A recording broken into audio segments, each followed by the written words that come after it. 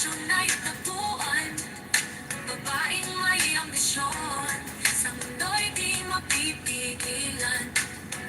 Ang kinabukasan, sa kanya'y kakikitaan.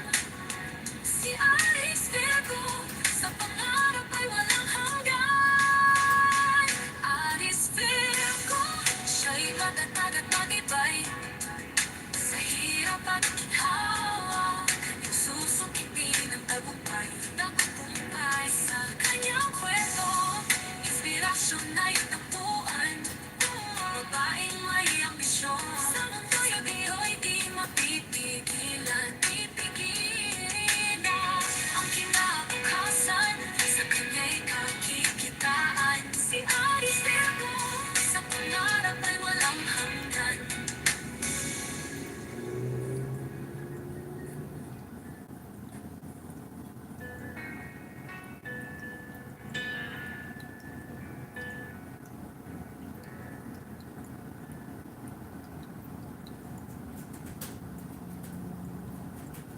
Alice Virgo, siya'y matatag at matibay.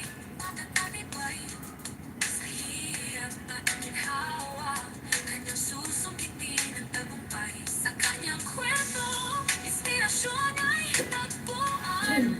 Babaeng may ambisyon, sa mundo'y di mapipigilan. Pipigilan ang kinabukasan, sa kanya'y kakikitaan. Si Alice Virgo, sa pangarap ay walang hanggan.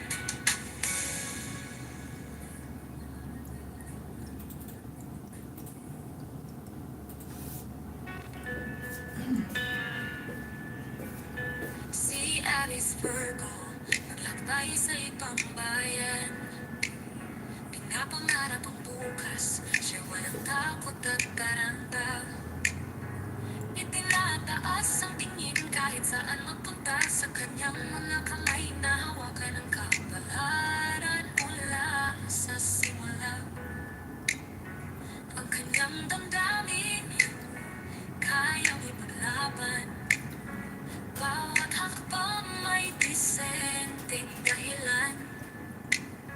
Alice Virgo, siya'y matatag at matibay. Sa hirap at ginhawa, kanyang susukitin ang tagumpay. Sa kanyang kwento, inspirasyon na itapuan. Babaeng may Alright,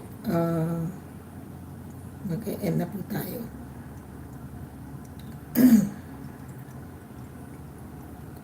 Teka muna. Ito nga yan. Ang daming messages eh.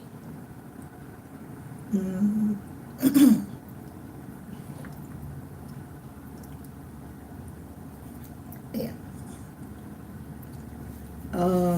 Okay, maraming salamat po. Naka 2 hours na ako eh. Yeah, 2 hours and 1 minute. Maraming salamat po sa mga tumambay sa akin. Ayaw naman. Ayaw.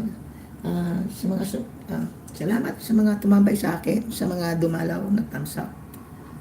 Salamat dyan sa nagsunog ng live ko. Sarap mo sapakin. Sinabi nga sa live ko para kung magre-reply ka, maririnig mo ako'y bisit na bisit sa'yo. Anyway, so, ako'y mag-e-end na po.